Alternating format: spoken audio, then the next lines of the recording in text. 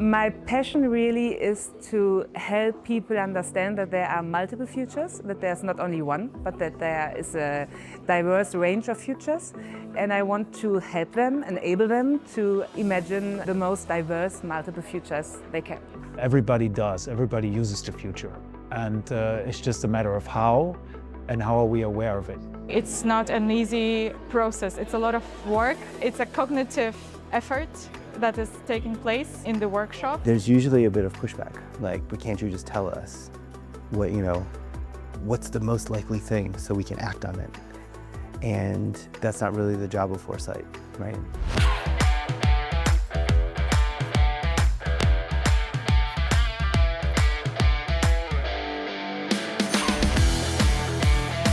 Futures literacy is the capability to use the future in order to imagine different futures. Normally, people think in rather very restricted frames.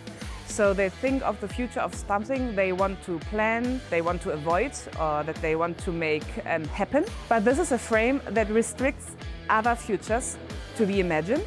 And futures literacy really wants to build the capacity to go beyond the current frames of thinking and to broaden the perspective and make different other, more multiple, more diverse futures imaginable. The short way that I define foresight is it's the applied version, so the practice of getting your group to think through alternative versions of the future so that they can figure out what they would like to achieve, and then going through the process of figuring out how would they like to achieve that. Foresight is about the tools, the methods that you apply, like for instance scenario planning or the Delphi method or speculative design. How do you apply and put into practice everything that future studies as an academic field discovers? So translating knowledge into practice.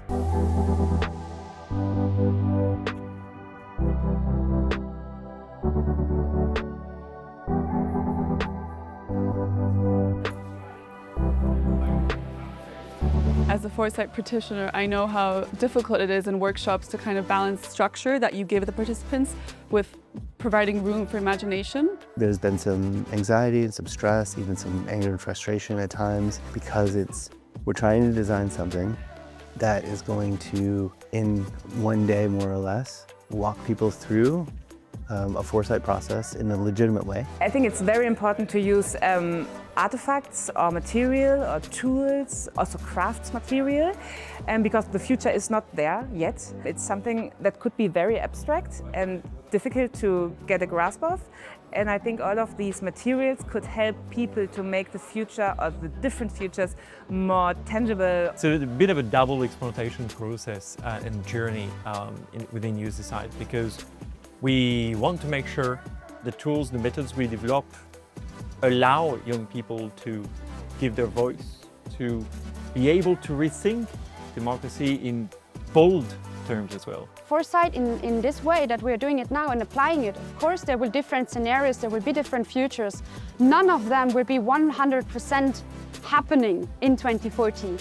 But it's very important that we start listening to young people and that we start listening to the electorate, what they really care about. The youth that we are working with, they are an expert of their own kind, because what we are looking for is youth visions of democratic futures, and they are the ones who know more about that.